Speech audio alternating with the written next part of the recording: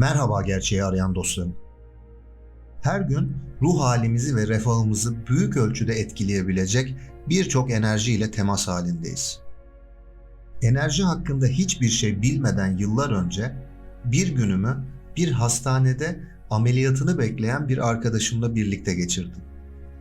Her saat ameliyat daha da ertelendi ve yemek yiyip içemediği için ben de hiçbir şey yemedim ve içmedim. Günün sonunda onu ameliyathaneye götürdüler. Hemşireler bana ihtiyaç duymaları halinde ulaşabilmeleri için alt kattaki bekleme salonunda beklemem gerektiğini söylediler. Bekleme odası ortada yuvarlak bir hemşire istasyonu ile oldukça büyük bir odaydı. Odaya girdiğimde tüylerim diken diken oldu ve dizlerimin boşaldığını hissettim. O odadaki endişe ve acı duyguları tamamen eziciydi ki daha fazla katlanamadım ve hemen odadan çıkıp kapının yanındaki katlanır bir sandalyeye yığılıp kaldım. Sakinleşmek için birkaç saniye durduktan sonra sorunun ne olduğunu anladım. Sevgililer, eşler, aile üyeleri ve arkadaşlar onlarca yıldır o odada oturmuş, ameliyat olan sevdikleri için endişelenmiş ve üzülmüşlerdi. Bu endişe yıllar içinde artmış ve o odada birikmişti. Ve ben bunu ruhumun en derinlerinde sarsıcı bir şekilde hissedebiliyordum. Eminim tüm gün yemek yemediğim için deneyimim daha dramatik olmuştur. Ancak bunun eşsiz, o güne özel bir deneyim olmadığını söylemem gerekir. O zamandan beri bulunduğum her hastane bekleme odasında benzer bir enerji hissettim. O odalardaki diğer insanlarla benim aramdaki tek fark bu enerji durumu hakkında daha bilinçli olmamdı. Hastaneler duygu enerjisine ve nasıl temizlenmesi gerektiğine göre ayarlanmamıştır.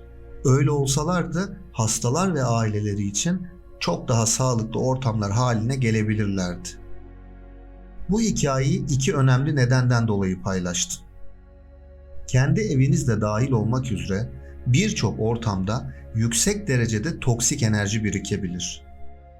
Evinizde siz ya da bir yakınınız hasta olmuşsa, hatta aşırı stresli ya da depresif bile olduysanız, evinizin mutlaka temizlenmesi gerektiğini bilmenizi istiyorum.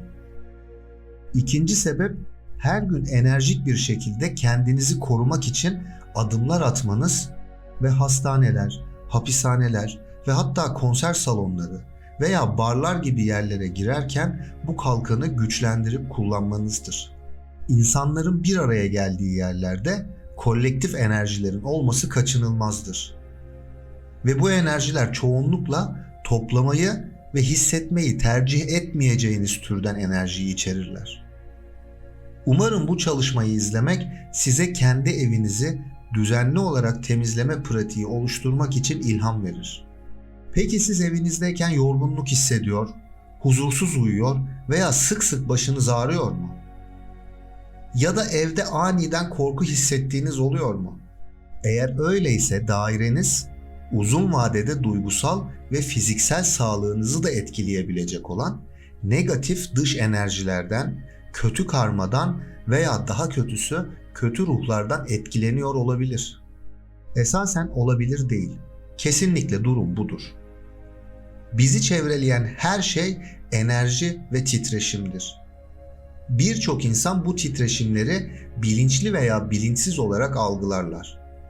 Çoğu zamanlar insanlar yorgun ve güçsüz, gerilmiş ve depresif hissederler. Tıbbi bir neden yoksa kötü veya negatif enerjiler veya enerji sıkışmaları genellikle bu tür algıların nedeni olabilir. Hepimizin bir evi var. Evimizin doğası çok farklı olabilir ve bu doğrudan yaşam tarzımıza bağlıdır.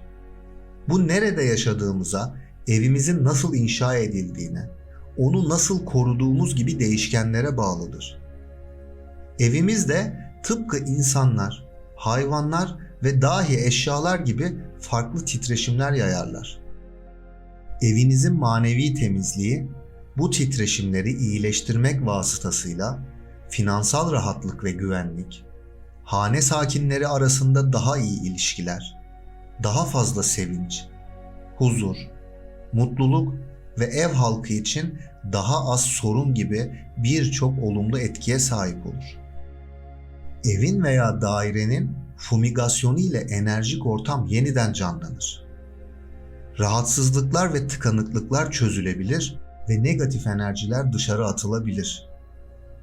Yaşam alanına yeni, taze enerji getirilebilir. Muhtemelen evinizi fiziksel karmaşadan kurtarmak için süpürmek, silmek ve toz almak gibi düzenli rutinlere sahipsiniz.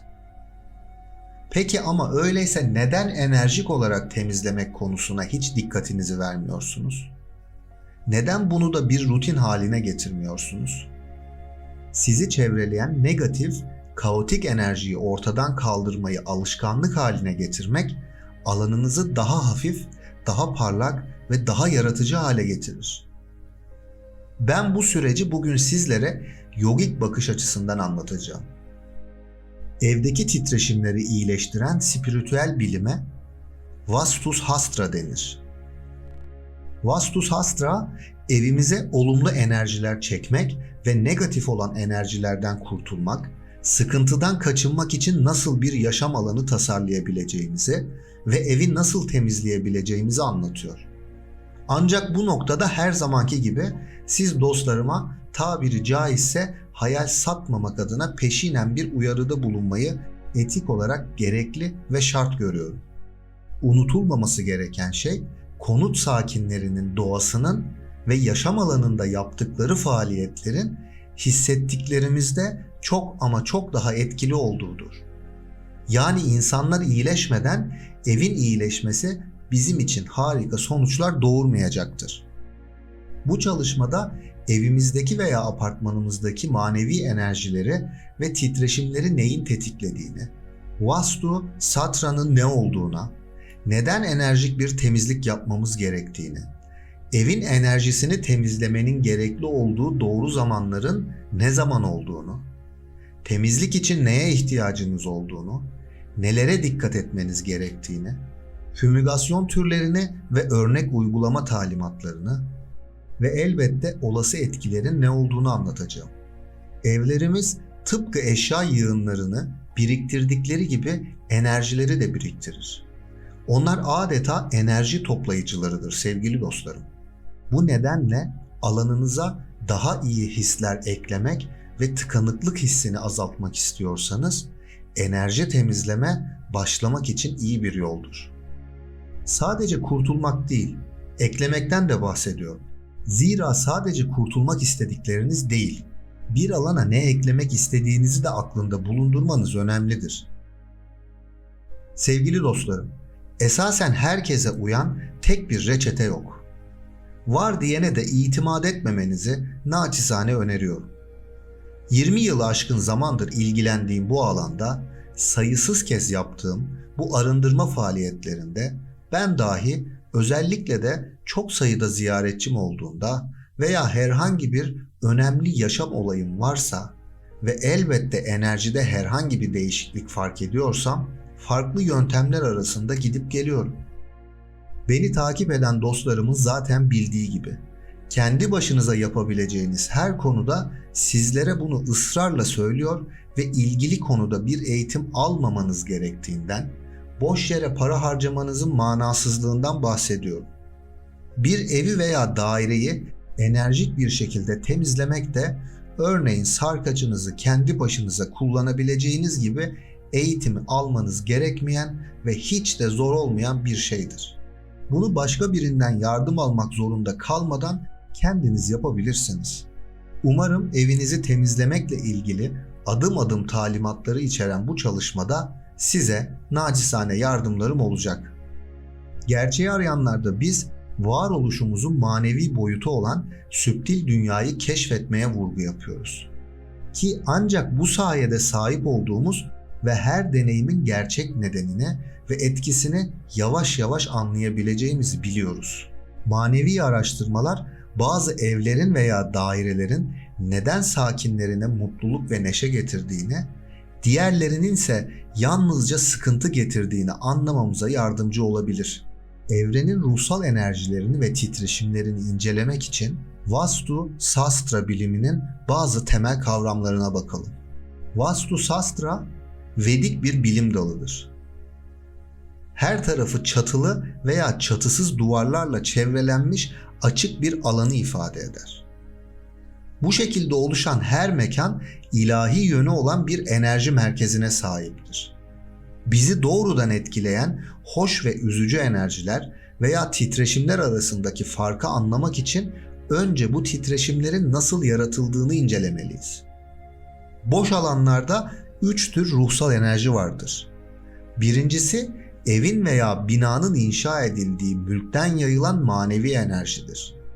İkincisi, dünyaya yatay olan 360 derece ruhlar enerjisi veya titreşimler grubudur. Bu süptil enerjiler evrende bir daire içinde hareket ederler. Üçüncü tür enerjiler binayı inşa eden, binada yaşayan insanların ve ayrıca ziyaretçilerinin düşüncelerinin titreşimiyle üretilir. Her üç tür ruhsal enerji de sürekli etkileşim halindedir. Yani birbirlerini etkilerler ve böylece enerjilerin hareketi büyük ölçüde düzensiz ve öngörülemez hale gelir. İşte tam da bu noktada Vastu Sastra bu düzensiz ruhsal enerjilerin bazılarının etkilerinden nasıl kaçacağımızı anlamamıza yardımcı olur. Bir ev veya başka bir bina için bir arsa seçerken ne tür ruhsal enerjileri çekeceğini düşünmek önemlidir. Örneğin kare veya dikdörtgen çizimlerin olumlu etkileri vardır. Ancak farklı şekilli alanların üzücü veya olumsuz etkileri olma ihtimali yüksektir. Kuzey ve güney sınırları arasındaki mesafe, doğu ve batı sınırları arasındaki mesafeden daha büyükse arazi faydalı bir hava yaratacaktır. Ters yönelim sıkıntı getirir.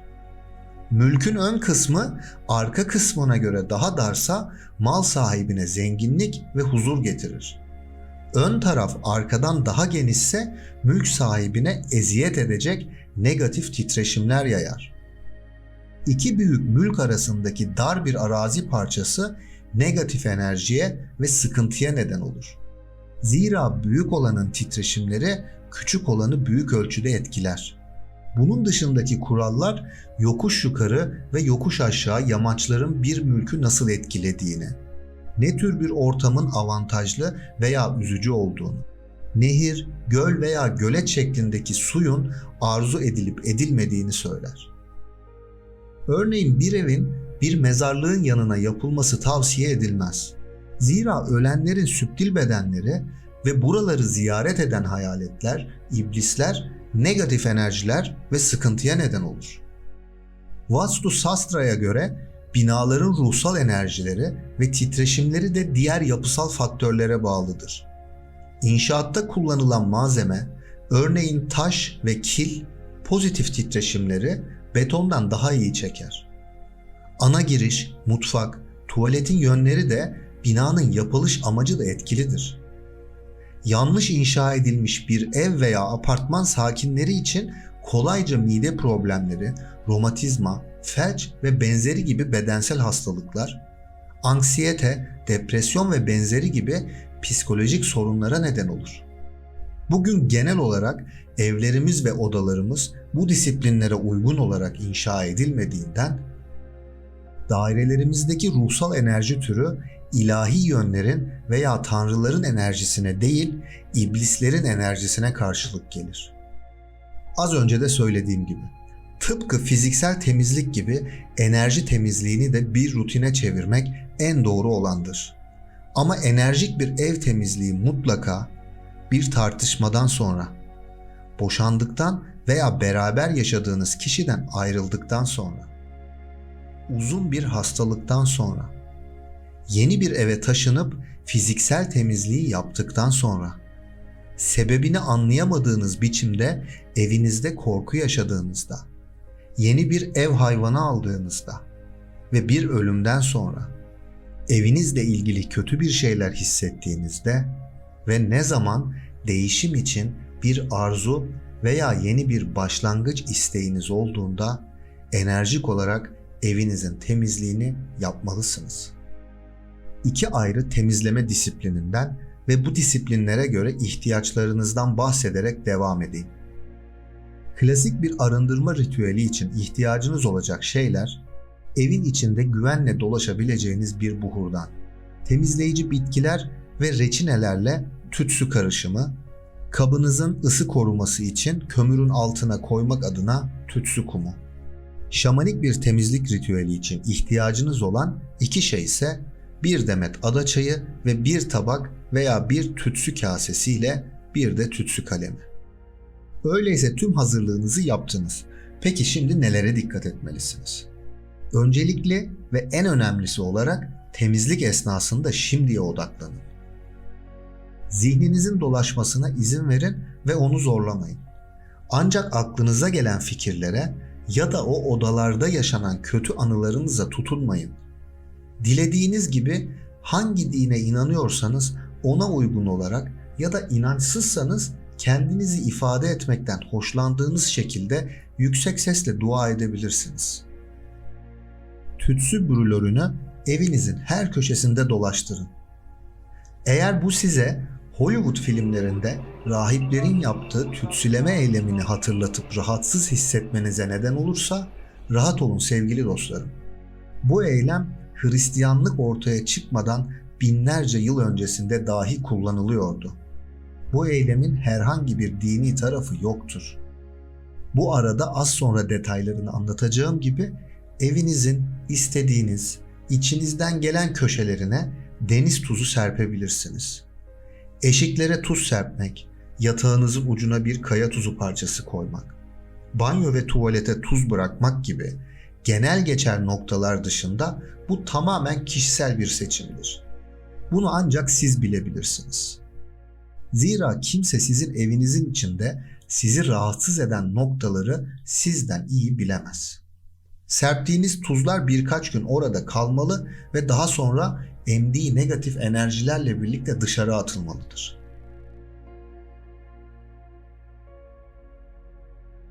Temizlik ritüeli sırasında hassas insanlar genelde kötü bir his ile evin belirli yerlerinde üşürler.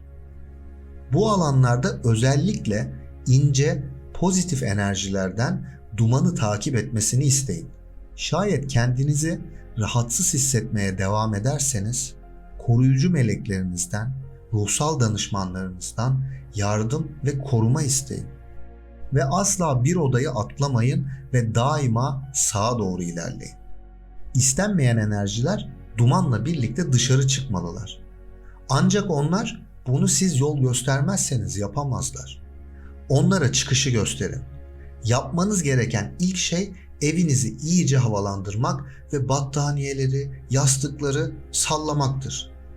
Güçlü bir hava akımı oluşturmak için dışarısı çok soğuk olsa bile tüm pencereleri ardına kadar açın. Oda enerjisini tekrar yükseltmek için temiz hava çok önemlidir. Bu nedenle temizliğe başlamadan önce pencerelere ilaveten yapabiliyorsanız tamamen, yapamıyorsanız kısmen de olsa ön kapıyı aralık bırakmak hem sizin gönderdikleriniz hem de temizleme başladığında kaçmak isteyenlere kolaylık olması için çok önemlidir. Şimdi sizlere hem takip etmesi hem de seçmesi daha kolay olması adına evinizdeki negatif enerjiyi ortadan kaldırmanın 13 sıralı yolundan bahsedeceğim. Yapmanız gereken ilk şey evinizi fiziksel olarak temizlemektir. Bir şeyleri kaldırarak veya atarak tüm dağınıklıktan kurtulun ve her köşeyi temizlediğinizden emin olun. Tüm panjurları ve pencereleri açın. Temizlerken alabildiğiniz kadar hafif ve temiz hava alın. Toz almayı, süpürmeyi ve örümcek ağlarını kontrol etmeyi unutmayın. Negatif enerjinin etrafta dolaşmak için herhangi bir nedeni olmasını istemeyiz. Evinizi temizlerken evinizde kırık eşyalar bulundurmanın kötü feng shui olduğunu ve size neşe getirmeyen eşyaların sizi sadece aşağı çekebileceğini bilin. Onarılamayacak kadar kırılmış bir eşyanız varsa ondan kurtulun. Ev temizliğine kapı ve pencerelerle başlayın. Kapılar ve pencereler dışarıdaki enerjinin evinize girdiği yerlerdir. Bir kova su ile 5 limon suyunu, 1 bardak deniz tuzu ve yarım bardak amonyak veya beyaz sirkeyi karıştırarak onları saflaştırın. Evinizdeki kapı kollarını, kapıları, pencereleri ve çerçeveleri arındırmak için bu karışımı kullanın. Biçim düşünceyi takip eder sevgili dostlarım. Başka bir şey yapmadan önce eviniz için belirli bir niyet belirleyin. Evinizin nasıl hissetmesini istersiniz? Örneğin niyetim evimden negatif enerjiyi temizlemek, böylece odaklanmış ve üretken olmaktır. Veya niyetim eski sevgilimin enerjisini serbest bırakmak ve yeniden huzurlu hissetmektir diyebilirsiniz. Enerjiyi harekete geçirmek için niyetinizi yüksek sesle söyleyin. Dünyanın her yerinden insanlar binlerce yıldır negatif enerjiyi temizlemek için bazı kokulu bitkileri yaktılar. Bu noktada zaten uzun olan bu çalışmayı daha da uzatmamak adına hangi bitkileri yakmanız gerektiğini, hangi bitkinin neye yaradığını bu çalışmada anlatmayacağım. Bitkileri ve amaçlarını bilmiyorsanız evinizi negatif enerjilerden temizleyebilecek 10 kutsal bitkiden bahsedeceğim çalışmayı da izlemenizi özellikle tavsiye ediyorum. Şimdi biz devam edelim. Tüm pencereleri ve kapıları tekrar kapatın ve evinizden size zarar veren her şeyi kaldırmaya odaklanın. Kurutulmuş otunuzu ateşe dayanıklı bir kaba koyun ve bir alev görene kadar yakın. Alevi gördüğünüzde kabınızı sallayın ve alevi söndürün. Ancak turuncu közlerin yanmaya devam ettiğini görmelisiniz. Şimdi saat yönünde dolaşmaya başlayın. Her odanın her köşesine, tüm çekmecelere ve dolapların içine dumanı yayarken isterseniz aklınıza gelen her türlü niyet ve olumlama ifadelerini kullanabilirsiniz. Şayet astımınız varsa veya dumana duyarlıysanız bunu yapmamalısınız. Bunun yerine az sonra bahsedeceğim şekilde bitkileri kullanarak alanınızı temizleyebilirsiniz. Kristaller çeşitli faydalı titreşim özellikleri taşıyan dünyadan gelen armağanlardır. Negatif enerjiyi temizlemek için evinizin etrafına yerleştireceğiniz özellikle 2 taş, siyah turmalin ve hematit olmalıdır. Sevgili dostlar, bu odalarımızda ve evin genelindeki kristal konusu da detayı hak ediyor. Bunun için hangi odaya hangi taş koyulmasının gerektiğini ve ne işe yaradığını anlattığım tüm evinizin enerjisini temizlemek ve yenilemek için oda kristal rehberi çalışmasını da bu videoya tamamlayıcı olması adına yüklüyorum. Unutmayın, kristallere hakkını verdiğinizde onlar da üzerlerine düşeni yapacaktır.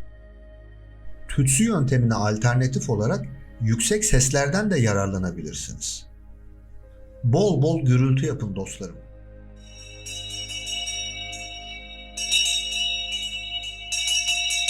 İnadına bağırın, çağırın, el çırpın, şarkılar söyleyin veya bir tef, zil, gong ve hatta davul çalın. Dairelerinizin odalarını şarkı söyleyen çanaklarla doldurun.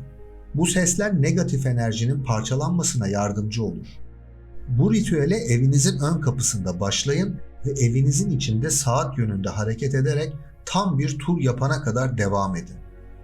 Şiddetli fırtınaların havayı nasıl temizleyebileceğini hayal edin. Ses, enerjiyi hareket ettirmenin en etkili yollarından biridir. Elbette size televizyonunuzun yerine kurmak için dev bir gong almanızı önermiyorum. Ancak birkaç farklı araç kullanabilirsiniz. Sesiniz bir güç merkezidir ve ayrıca ücretsizdir. Evinizde dolaşırken veya sizinle rezonansa giren derin bir titreşim sesi varken bir onaylama söyleyebilirsiniz. Hiçbir şey aklınıza gelmiyorsa evrensel Om mantrasını söyleyin.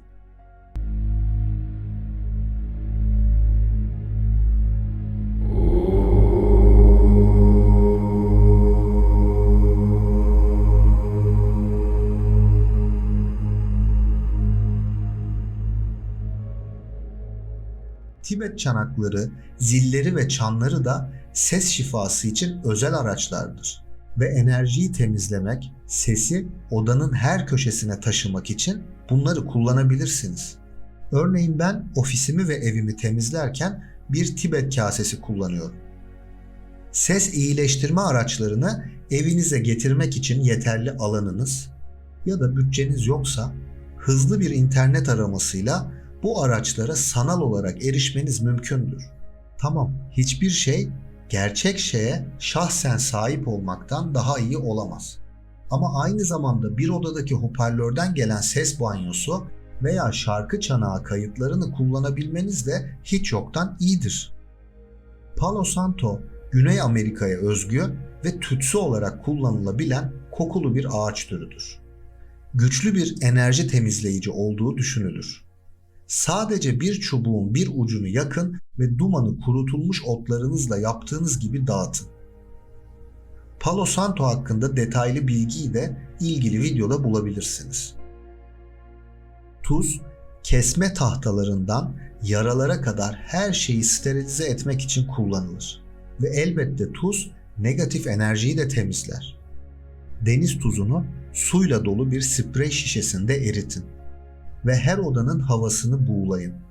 Evinizin girişinin önüne veya mülkünüzün çevresine ince bir çizgi deniz tuzu koyun. Eğer varsa sunağınıza küçük bir tabak tuz koyun.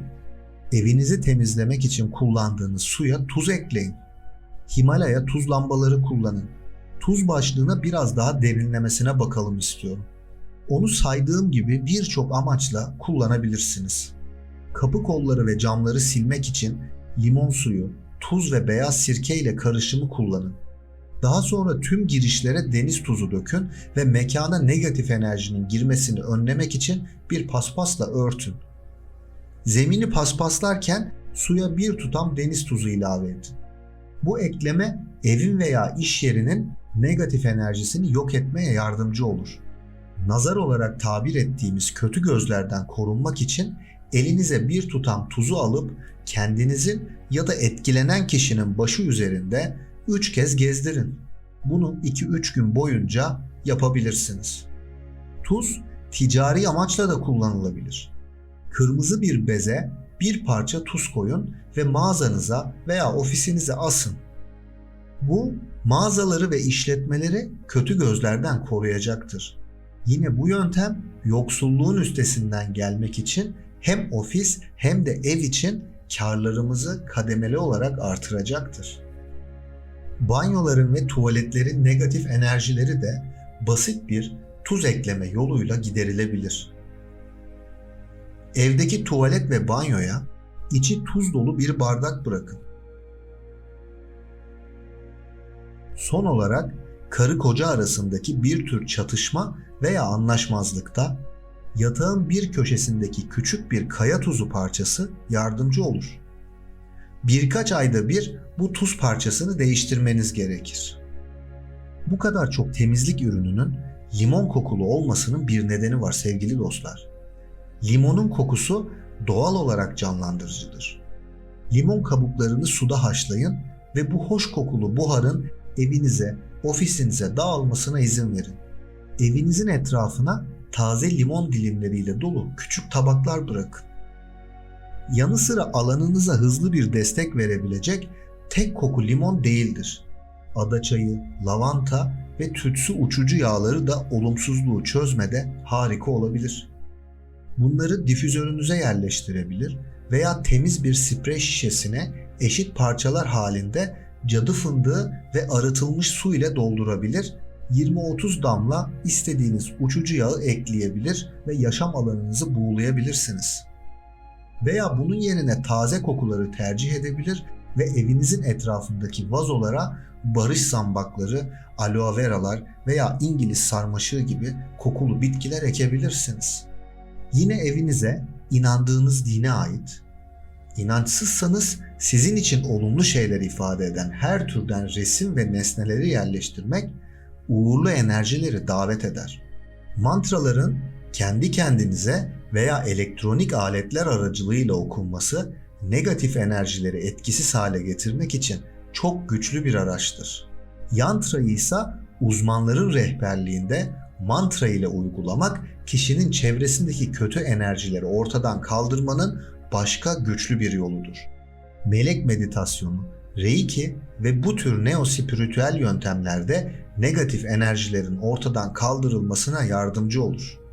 Aile üyeleri arasındaki rekabeti tasvir eden resimler veya asık suratlılık ya da üzüntüyü tasvir eden herhangi bir tablo varsa negatif enerjiler de katlanarak artar.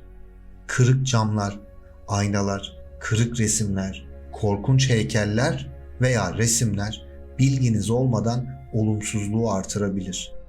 Negatif enerjileri hissetmek kolaydır ve onları bazı basit ve bazen karmaşık adımlarla ortadan kaldırmanın yolları ve yöntemleri de vardır.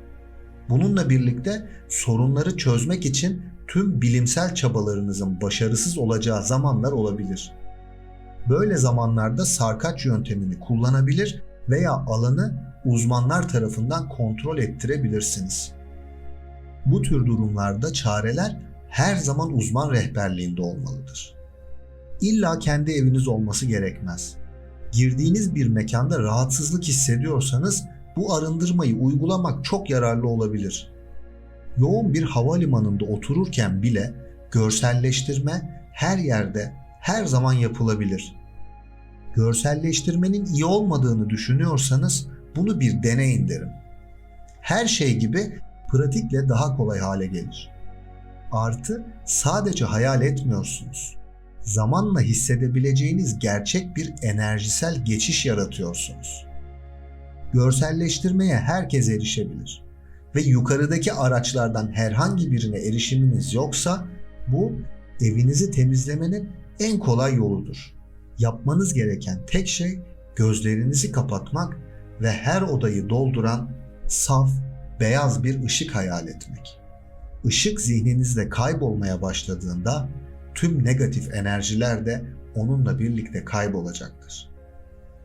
Dindar veya ruhani biriyseniz bu süreç için ilahi yardım isteyebilirsiniz. Kendi negatif enerjinizin tümünü ve başkalarından edindiğiniz her şeyi salıvermek için bir niyet belirleyin. Örneğin ben şunu söylemeyi seviyorum. Kendimden ve artık bana hizmet etmeyen diğerlerinden gelen tüm enerjiyi salıveriyorum. Göğsünüzün ortasında her nefes alıp verişinizde ışığı genişleten küçük, parlak, altın ışık topu düşünün. Göğsünüzden nefes alıp verdiğinizi ve her nefes alıp verişinizde ışığı genişlettiğinizi hayal edin. Işığı tüm vücudunuza yayın.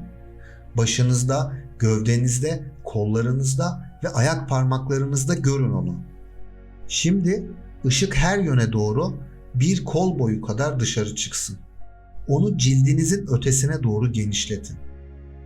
Şimdi ise tüm enerjisel tıkanıklığın giderilmesi niyetiyle bu ışığı yaşam alanınıza yani evinize yayın.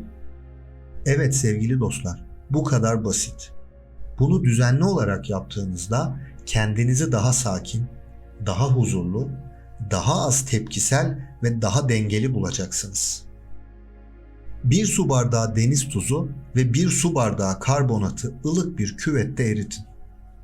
Eğer tam bir banyo yapmak istemiyorsanız bunu ayak banyosu olarak da kullanabilirsiniz.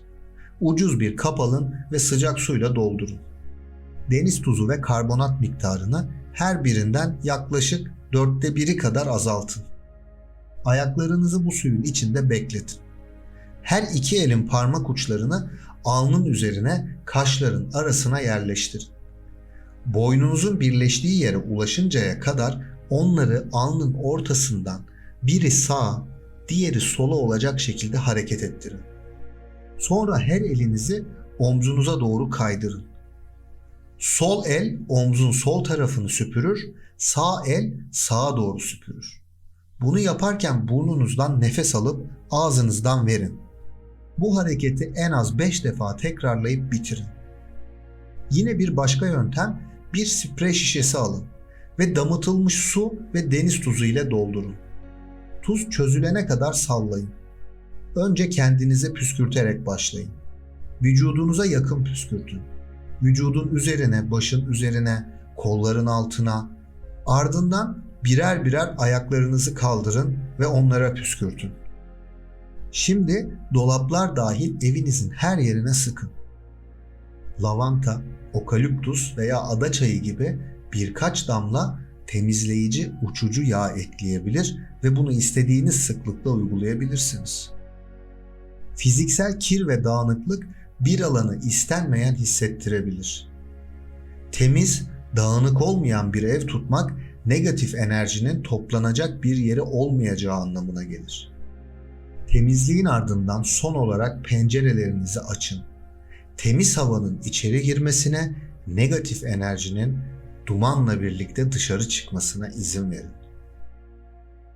Bu uygulamalardan herhangi birini kullanarak alanınızı enerjik olarak temizlemeyi rutininizin düzenli bir parçası haline getirin ve kısa bir süre içinde kendinizi daha hafif, daha parlak hissedecek ve hayatınızda daha iyi ilham verici eylemler gerçekleştireceksiniz.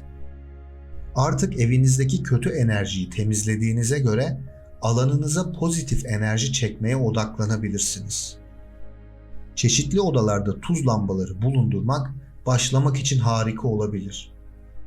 Sizi evinizde daha mutlu etmek için iç tasarımınızı yenilemek ve baştan sona iyi bir feng shui yaratmak da bu olumlu hisleri uyandırmanıza yardımcı olur.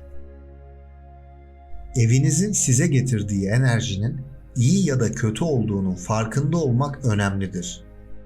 Zaman geçtikçe enerjide bir değişiklik fark ederseniz kötü enerjiyi evinizden tekrar temizlemeyi düşünün. Sonuçta eviniz size neşe getirmeli ve bir pozitiflik kaynağı olmalıdır.